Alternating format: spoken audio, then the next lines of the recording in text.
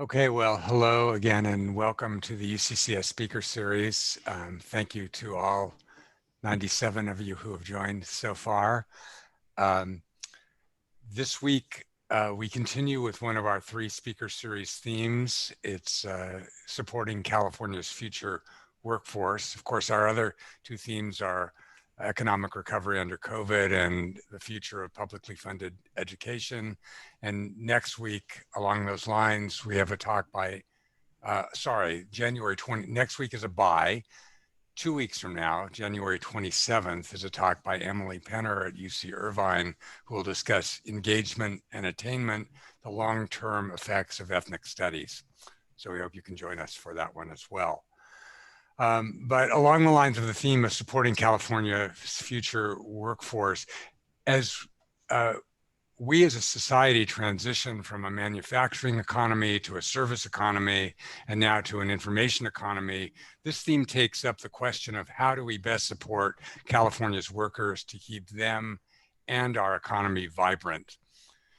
In a certain sense, the events of January 6th and much that preceded it can be ascribed to neglect of parts of the workforce, manifested by stagnant wages, the decline of organized labor, and the perceived marginalization of non-college educated workers. This is not to say these are by any means the only factors, but they may have played a role. And so now it's more important than ever to address what government can do, and in particular, given our mission here at UCCS, California state government, to help workers adapt to a changing economy. So today we're pleased to welcome two experts on work and employment who bring very different backgrounds and perspectives. Michael Bernick is an employment attorney with Duane Morris LLP and an adjunct professor at Stanford University, and also former director of the State Employment Development Department. As EDD director, he oversaw the administration of the state's employer tax collection system, unemployment insurance system, and disability insurance system. He's been involved on the community level with job training and anti-poverty programs for more than 40 years. And he'll draw on his experience. He'll draw on his experience to address why, despite billions of dollars in government investment in job training and anti-poverty programs, our state still faces many of the same problems it faced in the 1970s, including, quoting Mr. Bernick here, wage inequality, a declining middle class, and growing benefit rules. So he'll be joined by Sarah Hinkley, who is a lecturer in city and regional planning at UC Berkeley and a policy research specialist at the UC Berkeley Labor Center. She studies how technology and changes in the labor market affect the public sector and has written about the impact of the Great Recession on U.S. city budgets and services, the growing complexity of municipal finance, and the relationship between fiscal policy and widening inequality. Dr. Hinkley will discuss results from a study in Los Angeles County that investigated how resources can be mustered to help California's most marginalized workers. Just a word about logistics. As usual, we will take questions at the end of the two talks. Please indicate that you have a question by raising your hand using the raise hand feature in Zoom, and one of our UCCS staff members will call on you in more or less the order that you line up. So without any further ado, I'll turn this over to Michael Bernick. Mr. Bernick, welcome. Thank you, Dr. Kravitz. Dr. Kravitz, I'm actually going to spend most of the time today talking about what went right over the past 40 years. In other words, we often think in public policy that things don't change. And in fact, certain issues haven't really changed much in the past 40 years. But there are other issues, particularly in this state, that have changed, that have improved. A lot of things have gone right, and I want to focus on that. As Dr. Kravitz said, I might add, I did enter the field in the late 70s. In 1979, I started on a job training group, the San Francisco Renaissance Center, which was originally located at 16th and Mission, many of you will know, and then later at 14th and Valencia. And I have really not changed. In the past 40 years, I've continued to do the same thing, which is to focus on local projects, individual job seekers, and try to build up whatever ideas I have based on these local experiences. And if there's a theme today, as well as sort of what went right, Dr. Kravitz, it's really, I hope our students, our people who are entering the field will consider workforce. It is a great profession. It can be a great vocation. And there's a lot that you can do and a lot of ways of having impact. And we need you. We need a young generation, Dr. Kravitz, in terms of coming into the workforce field. So that's sort of my sub-theme. With that, let me start by contrasting 40 years ago when I started with today. We often think today, things are difficult. I'll tell you, in 1979 or 40 years ago in 81, there really was a concern that a lot was falling apart. You saw this in popular culture in movies like Taxi Driver and Fort Apache. And you saw it in Sacramento. I went up to Sacramento first in 1978 when Jerry Brown was there. And I was at law school at UC Berkeley then. And there was a real fear that things were falling apart in a number of ways. One, there was the specter of deindustrialization. This was a time when we were closing large manufacturing plants. And just as you say today about a shortage of jobs, there was a real concern that we wouldn't have enough jobs, that unemployment permanently here in California would be over 10%. There was a specter of growing wage and income inequality. This isn't a new issue. We were talking about it back in 1981, that wages and income beginning in the 1970s, the differential, the wage inequality was growing. And there was a real concern about that, as similarly with a concern linked to the decline in manufacturing, that we were seeing in California a declining middle level of jobs, that our middle class, which had been so strong in the post-World War II period, was declining. And along with these sort of macro trends, we were seeing the explosion, initial explosion in welfare rolls. And there is a lot of writing. There was a book by Ken Orletta at the time called The Underclass, a belief that there was part of our society here in California and nationwide that was emerging outside and in some ways in opposition to the rest of the society. There was an increase in the teen pregnancy rates and links to poverty. Anti-poverty and job training programs were under attack. In terms of what were their outcomes. And an issue particularly of interest to me, workers with developmental disabilities, then were really largely outside of the job market. So we think today that there are a lot of concerns. If we go back to 1981, it was a time, as I say, that certain populations were outside of the labor market. There was concern about a shortage of jobs, and there is concern about this wage inequality and growing underclass. So let's turn to the landscape today. In terms of jobs, prior to the pandemic, obviously things have changed after March, the beginning of the pandemic this year. But before that, we had great growth in jobs. Our unemployment at the end of last year in California wasn't double digits. It was down to 3.9%, basically the lowest since the new methodology was introduced in 1976. And just between the end of the recession, the end of the Great Recession at February 2010 to the end of 2019, we added over 3.37 million jobs. The welfare rolls haven't grown since then. They've actually gone down dramatically, along with the teen pregnancy rates. Job training programs, we find a much greater result, focus on placements and accountability of anti-poverty funds.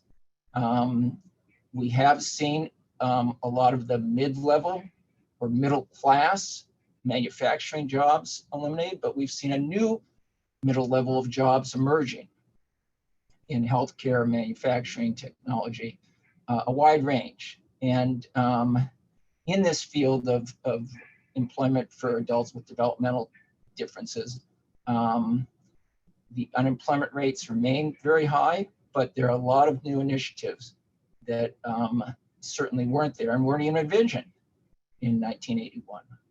The one area of limited change that we'll get into is the income inequality. There's been a lot done in California, or said, or written, or conferences.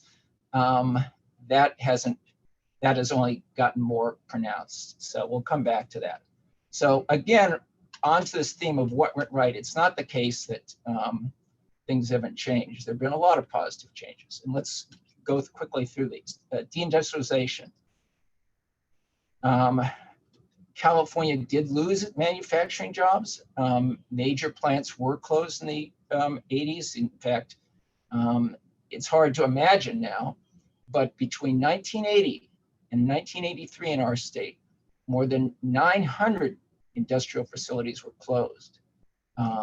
There is some of you may have recognized the previous picture. It's the old Kaiser steel plant in Fontana, California, and it was shut. It had been modernized in the late 1970s, early 1980s, and then was shut down actually in 82, 83. It laid off 4,500 workers. The International Paper Plant in Siskiyou County, 600 workers. General Motors plant here in Fremont, which is now, of course, the Tesla plant, but it was shut down. 65 workers, 100 workers laid off. So it was a time when again, there was great displacement in terms of the end of manufacturing, or what was worried about as the end of manufacturing, certainly the heavy manufacturing closures in our state. And at the time, then Governor Jerry Brown quickly established a reinvestment task force. There was a California Economic Adjustment Team. There was even a displaced worker and ride sharing program. So there was an attempt to get a state response, but there wasn't much. There was a great concern about what we were going to do. Back to Dr. Kravitz's point, were we reaching a point where there'd be not enough jobs, and what people laid off at these mid-level jobs, good jobs in the manufacturing plants, what would happen to them? And actually, the task forces and the committees, and there was a proposed regional development bank, Dr. Kravitz, actually did have no lasting impact. But there were other forces that did have impact, and that new jobs were created. And in fact, while these jobs, most of these manufacturing jobs never came back, other jobs that we never envisioned were created. Obviously, the internet jobs that were never envisioned, and other technology jobs never envisioned. In September 1980, payroll employment in our state was around 9.8 million. By 2016, it was up to over 16 million.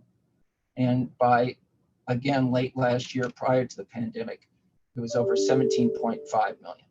So we did lose jobs, and they never came back, but we created more than that number of jobs. And even manufacturing, which some of you may recall in the 80s and 90s, there were continual articles, books about manufacturing being dead. We now have over 1.2 million manufacturing jobs, or at least prior to the pandemic, 1.2 million manufacturing jobs. The Kaiser plant itself, I actually went back, Dr. Kravitz, to Fontana, researching it, and it's very interesting. The Kaiser plant it did reopen. Today it's got a smaller workforce, but it's still upgoing. And Fontana is the home to more than 400 manufacturing entities. So again, a concern that we wouldn't have these jobs anymore, but in fact, we not only have the same number, but even a greater number, or at least a new series of plants. So you say, well, what's the lessons of that? What do we learn from that? in policy. A good part of it is simply the resiliency of our economy, the entrepreneurial culture, though in the past decade, there has been a reduction in startups.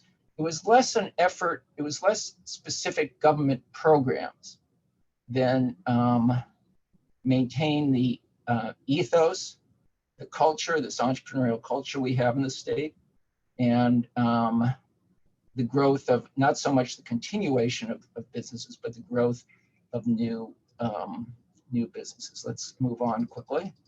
The same thing with this mid-level of jobs.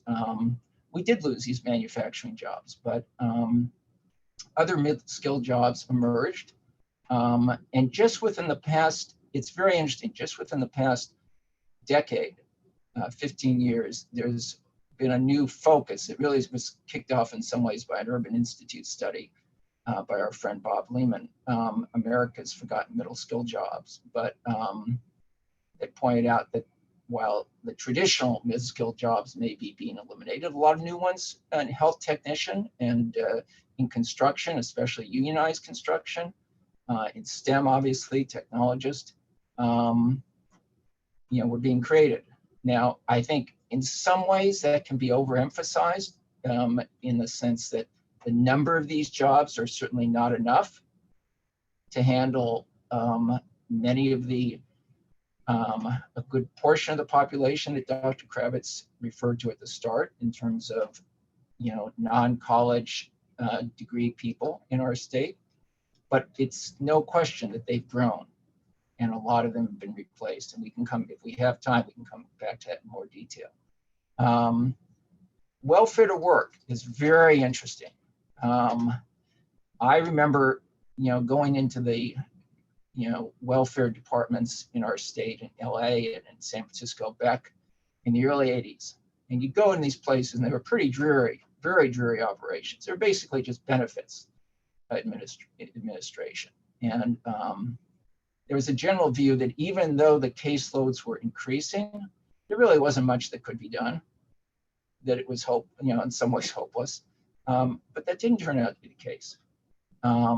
Even in the 70s or beginning in the 70s and 80s, there were people here in California, John Garamendi, who's now a congressman, was one of them, who began to question, can't we create a better system? Isn't there a lot of, not all, but a good portion of our welfare population in California that have a lot of skills and talent and just need the right opportunity?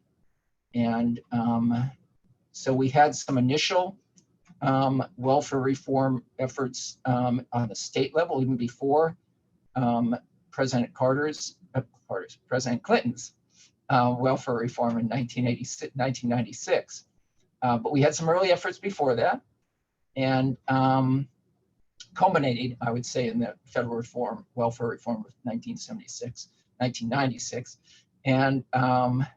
And the system was better. It's not only that caseloads have gone down dramatically, which they did, but also the culture. I think it's even more important to emphasize the culture change, to focusing on what people can do, that there is a place in the labor market for many people who are formerly on welfare. Even the welfare departments, you go in, by the early 2000s, it had a whole different culture. I remember down in LA, it became a better job, a career. There was a focus on what people could do, that we had to get beyond benefits administration in our state, that we could do a better job, and we did. And again, there's a good portion of that population, like all populations, that may not be able to fit in easily or fit into the job market. But there are a lot that could, and a lot that did. And I know it still remains highly controversial in our state, but I would argue that it really had a very positive impact on the participants, people placed, as well as the broader culture. And quickly, I'd say a related feature is the same thing with teen pregnancy. There's a feeling not only was teen pregnancy rate going up in our state. But again, a feeling that nothing could be done, that this was just inevitable. But then there were people, there was a counter view that came in that said, no, this isn't acceptable. That it's the strong link between teen pregnancy and poverty, that we can do better. And I think it was a combination of resetting the policy consensus in Sacramento and the development of specific program interventions. We had a very early welfare to work, or both a welfare to work and a program at the group I was, the San Francisco Renaissance Center. We called it Parents of Success. This was back in the mid 80s, focused on young women. And I can't say it had 100% success, but I think it was a good early intervention. A lot of people did it better than us. But the fact is, again, the focus became on what people could do. Let me turn the same thing with job training and workforce programs. It's very interesting here too. The structure of job training programs, so much has been written about them. I date back in some ways to the MDTA programs in the 1960s. So these were relatively short-term training, and they had various approaches under that and subsequently under CETA, work experience on the job training, supportive services, retention services. All of those we were using in the 70s. Things haven't really changed structurally that much, but they've improved. The system has improved a lot. And there's a much greater focus on placements. And the local boards from the CETA boards have improved a lot. As you'll see, it refers to the California Workforce Association, which is the group I work with. I'm the so-called research director, but CWA is the Association of Local Boards. And these boards are often criticized. These are the boards that administer our public workforce funds in California. But I find them very effective. It is a highly pragmatic system, and they know their local labor markets. And so I'd encourage Dr. Kravitz, our students, to really get to know their local boards. Finally, let me, in this quick run through, turn to employment for adults with developmental differences.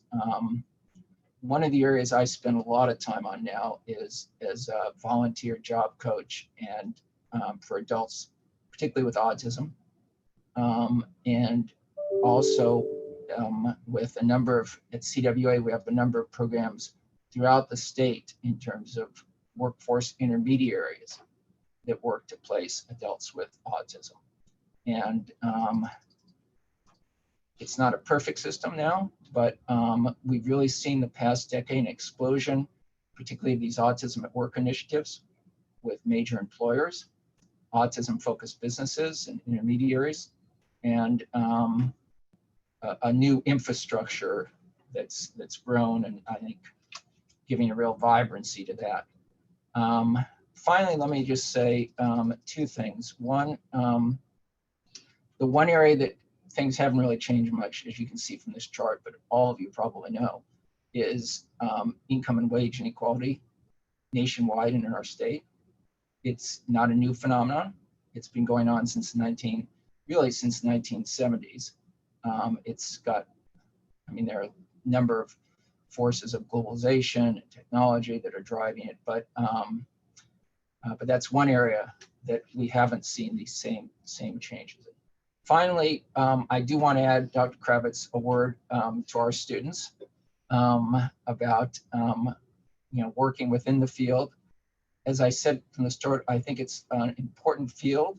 People say to me, Mike, I want to have an impact in the anti-poverty field. I want to do something important. I want to try to change things. And what I say to them is really four things. One, get out of Sacramento, go work on the local level. There is nothing more valuable. My experience is that policy best arises from local experiences and local projects. As I was telling Dr. Kravitz the last time we talked, when I was in 1979, when I was looking for a job after I was just about to graduate from UC Berkeley Law School, I went to see someone I knew who was then working, Bill Spring, in the White House. And I said to him, hey, can I get a job in some way working with you in the White House here? And he said, get out of Washington, go work on the local level. You're not going to learn anything here. You're not going to have any impact here. And I did. And that's really what I've done for the last 40 plus years. And he was right. And I'd encourage all of our students, Dr. Kravitz, go work on the local level, both in terms of having direct impact and in terms of learning about the field. And then finally, also, I think it's very important to be focused. We used to say at EDD, we'd have these various meetings and conferences, and we had someone, Mike Chrisman, who used to say, what does this mean for the job seeker in Glendale? In other words, as much as the general theories, what does this mean for job seekers? I can go on. I know I've run out of time, Dr. Kravitz, but I think my overall message is there's a lot that has gone right, a lot positive, a lot we can learn from, and I hope our students will think about workforce. It's a valuable, important profession and career. And with that, I'm going to turn it over to Dr. Hinkley. I want to say the UC Berkeley, another thing I've learned over 40 years, Sarah, is the UC Berkeley Center is the best. It's just the best in terms of understanding the dynamics of employment here in California. So I'm so glad you're here with us today. Great, thank you for that introduction. I think I can take over your screen sharing here.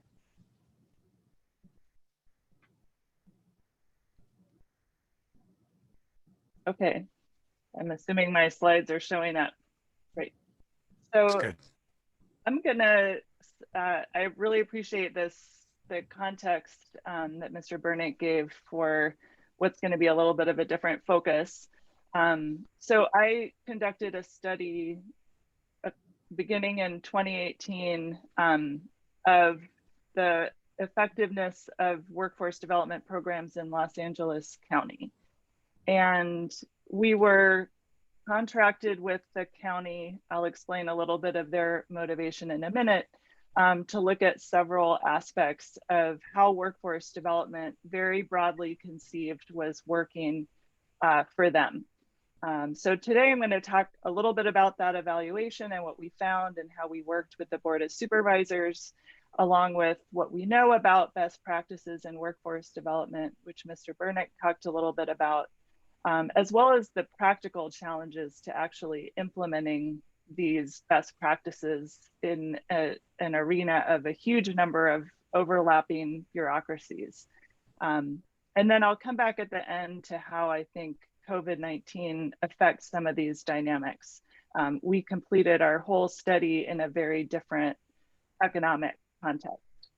So I'll explain what I think is relevant about that.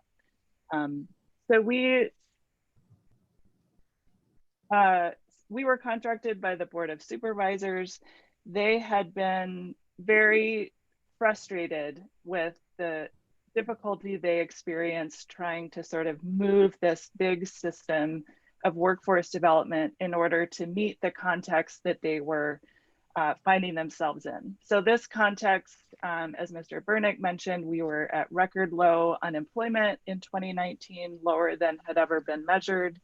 But we also had a segment of the economy, particularly the low wage service sector, in which people experienced significant precarity. They had very low wages, they had very unpredictable hours, unpredictable scheduling. They often would come in and out of the workforce.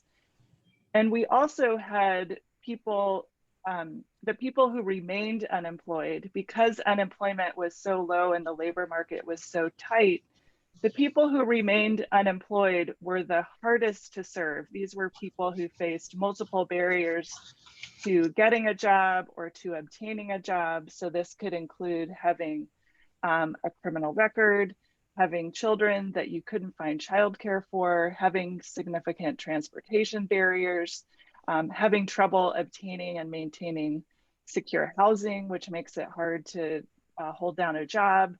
So the Board of Supervisors wanted to figure out how can we sort of shepherd all of these systems within our purview in order to better serve that hard to serve population, and how can we try to figure out how to address some of these concerns about people who may have jobs, may be participating formally in the labor market, but are so far from achieving what we consider economic security.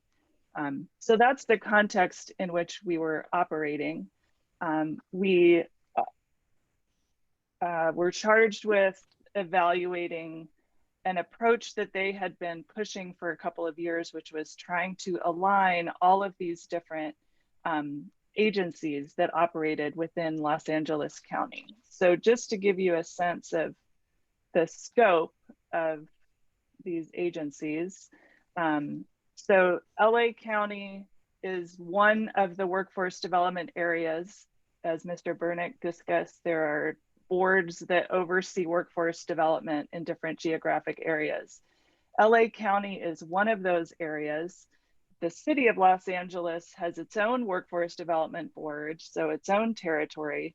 So LA County has this mixture of agencies that operate in the workforce development area at the county level and oversee the whole county, including the cities within that county. Then there are county entities that only operate in the areas that are not incorporated areas. And then there are agencies that operate across a whole range of geographies. For example, school districts, community colleges, which have a different jurisdictional scope. So just to give you a sense of the number of agencies that we were asked to talk to and understand their resources and operations in order to do this evaluation. And I apologize for skipping, but my slides got out of order. So we began this evaluation thinking about, well, what do we know about what makes workforce development successful? What are the effective strategies for helping people connect to the labor market and then perform better in that labor market, meaning that they have better outcomes in long-term employment, stable employment, and wages going forward. So much of this we've known for quite some time. We have to move beyond just connecting people with a job. We know that in any economy, but particularly for the last several years, just getting a job doesn't mean that you're going to be able to even secure housing and maintain economic security. So we have to have the system move beyond just matching people with jobs. We know that sectoral strategies can be very effective because they help us to prioritize sectors that are growing, sectors that provide economic security, and we can pair a workforce development approach with an approach to also helping the economy. So this is where having people who understand local labor markets is really important. We know that we have to tie training to employment. So just giving people job training divorced from the labor market is not helpful. It doesn't help people make that step to connecting that training with a job. It means that we might have training programs that actually lead nowhere. So there have been many studies that demonstrate that, you know, we create ambitious training programs for people to get a certain certificate, and then that doesn't help them. So we know that any training we provide has to be connected to actual jobs. And we know that high road training partnerships, which labor unions and the state of California have promoted heavily, are one way to achieve many of these goals. And finally, we know, particularly given that we're serving so many people with so many barriers to employment, we know that we need to integrate comprehensive services into our workforce development system in order for people to be successful. So that means that we know that people often need support finding housing, finding childcare, finding transportation. They may need income supports while they participate in a training program, or even income supports while they emerge into an entry-level job so that they can keep that job and move up the career ladder.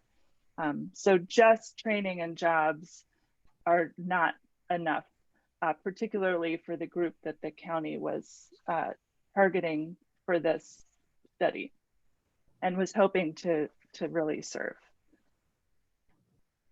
So this group that they really wanted to target, they asked us to look specifically at target populations that the county had identified, which more or less overlapped with so-called priority populations within the national workforce development system.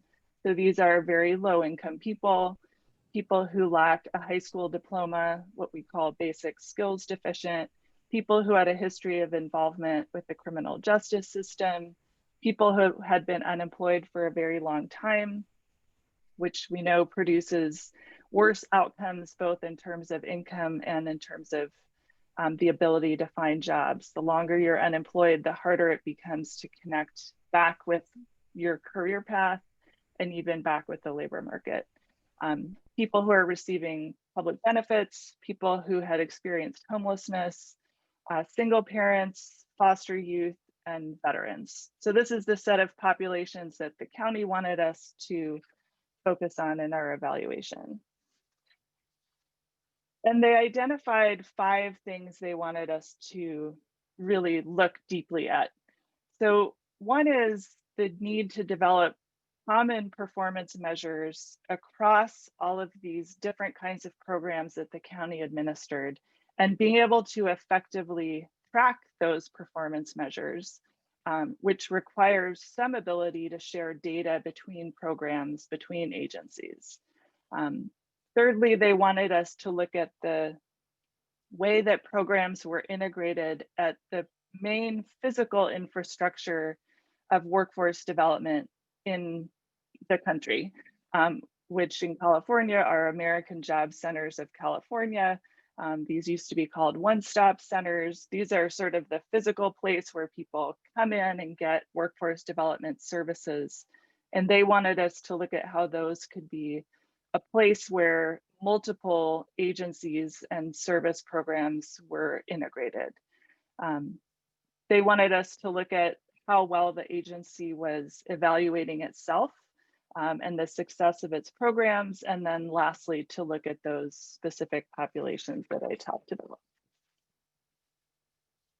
So we identified several challenges for the county, many of which the Board of Supervisors thought existed, but really wanted us to do this study to affirm what they were, what they felt was happening. So the first is that all of these agencies, but in particular the Workforce Development Agency that was providing all of the workforce development services in the county, was a very complex bureaucracy that had very rigid rules about how it interacted with other agencies, how it interacted with clients, how it set things up physically, that made it really hard to sort of shift priorities or to cooperate with other entities. That complexity also existed along with a sort of siloing of different operations, both between agencies and even within agencies. And that the structure of workforce development policy and other policies really provided no incentive for cooperation. So there was no benefit to agencies to, aside from the fact that it made their programs more successful, and we'll talk about what successful means in a minute, there was no incentive for them to cooperate. In fact, it could be, there could be disincentives in the sense that once you start to cooperate with another agency, now you have more scrutiny about whether or not what you're doing is successful. Third, just specific to LA County, there was no clear vision among the actors about what alignment or coordination could actually mean in practice. So you can come up with these concepts in the abstract, but if the people who are actually doing the work every day don't understand what it means to coordinate with each other, then you're not going to get very far.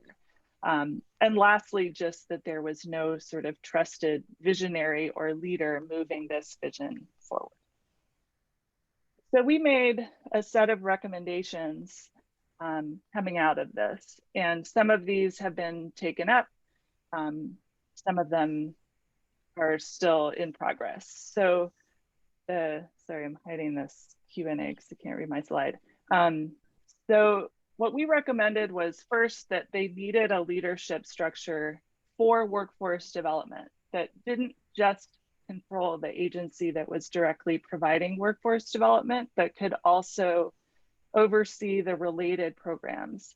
The biggest being the agency that provides what Michael Bernick was referring to welfare. So now temporary aid for needy families, as well as the county's general relief program.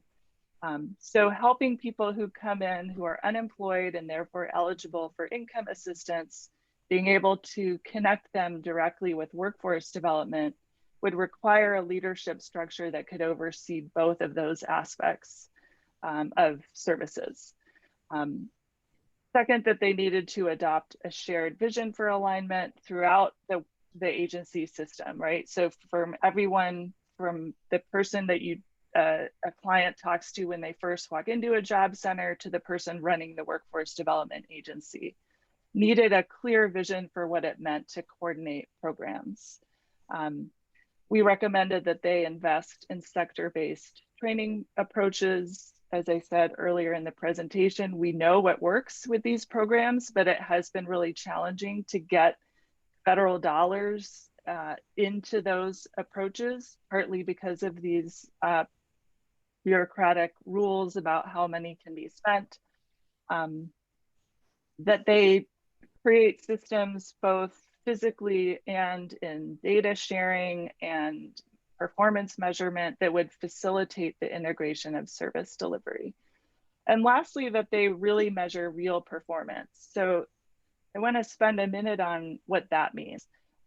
So we did make a lot of progress, as Mr. Bernick talked about, in actually measuring performance of any kind within the workforce development system. So we did begin to emphasize,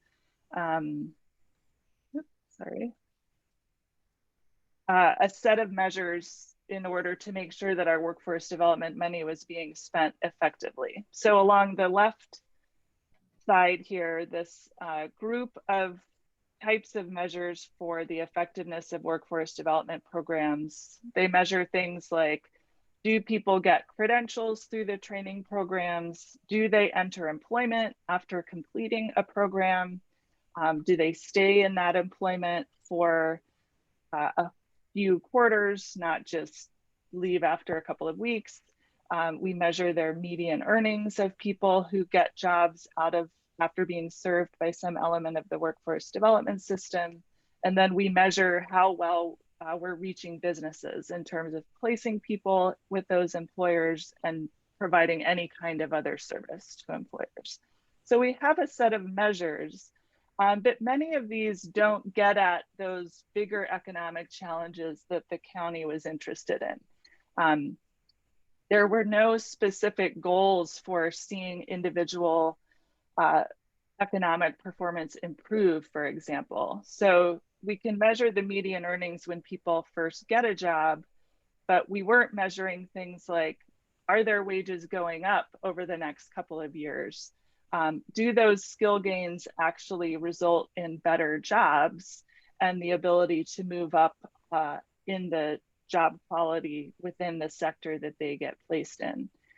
So one set of our recommendations was to greatly expand the length of time over which we evaluate participants and the kinds of indicators that we look at. So for example, because there was no effective data sharing between the Department of Public Social Services, which administers a variety of public assistance programs, and the workforce development system, we have no ability to tell whether people are cycling between those two systems. And we know anecdotally that it happens because people go through workforce development, get matched with a job, don't make enough money to survive, go back into the social service system because they need income support or food stamps, et cetera, and then cycle back to the workforce development system. So simply being able to measure the degree to which people are cycling back and forth, which suggests that we're not helping them in the long term, would be a huge improvement and something that the board is very interested in facilitating. So we have this set of measures that we proposed, or proposed selecting more of these in order to improve evaluation.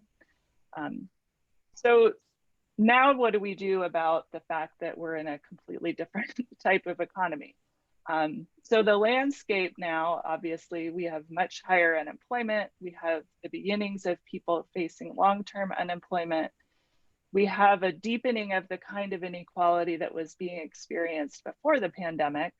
For people who saw the job numbers in December, showing that virtually all of the job loss was experienced by women, primarily women of color. These create some even greater pressures on the populations that were already struggling before the pandemic. Much higher demand for support services at the same time that it's challenging to deliver these kinds of programs in person. Many of the service sector jobs that were an entry point for the workers that the county was trying to serve have effectively been shut off because of public health orders. And then just a few things I want to draw attention to. One is that there was an alarming drop in community college enrollment nationally and in California. And that is a grave concern for those of us who look at the community college system as one of the most effective ways to move people out of poverty and generational poverty into something approaching economic security. So the state will need to focus on that going forward. And we also know there have been huge challenges administering UI effectively. So I think the landscape has also emphasized the importance of paying a lot of attention to how programs aren't just designed, but are actually administered in practice, which is a question of technology and staffing, and also orienting programs to be focused not just on weeding out people who might not be eligible, but being able to quickly get money to people who need it. I think one of the most disappointing aspects of how our government has been able to respond to the recession is that it has illustrated how difficult it is in the US to get money quickly to people who are eligible and need it, particularly at a time when we need that income to be circulating back into the economy. So all of these are to say that I don't think the fundamental challenges of workforce development have changed because of COVID-19. I think that it has highlighted the fact that we still need ways to support people when the labor market is not accessible to them. And we still need to be paying attention to how we move people out of poverty and out of precarious employment into greater economic security. Once we get recovery of that service sector, I think we'll see the continuation of the same trends and challenges that we were trying to evaluate a year ago. So that's all I have, and happy to take any questions. I see some in the Q&A. I will stop sharing my slides.